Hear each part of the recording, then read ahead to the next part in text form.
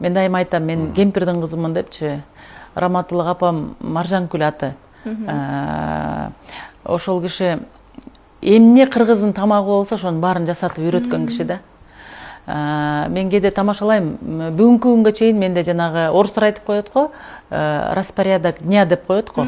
Ошол күн тартиби ошол апам кандай үйрөтсө, ошол боюнча сакталып калганда таңкы 6-дан баштап түнгө чейин кызмат кылуу деген. Ошонун ичинде биз айтабыз, уй саагандан баштап баягы 5 бармактын камырын кескенге чейинки баардык тамактарды жасай аласыз. Ишти жасап өскөн жөнөкөй кыргыздын кызы катары айткым келет. Негизи кыргыз айтат чүйгүн тамактар депчи.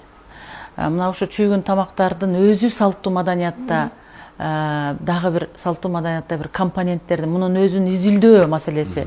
Сиздер айтып аткандай, бул дагы өзүнчө чоң биз үчүн алдыдагы маселелерге кирет. Мисалы ошо илимий борборго кайсы тамагын албаңыз. Эми азыр технология окумушту өзгөрүп кетти.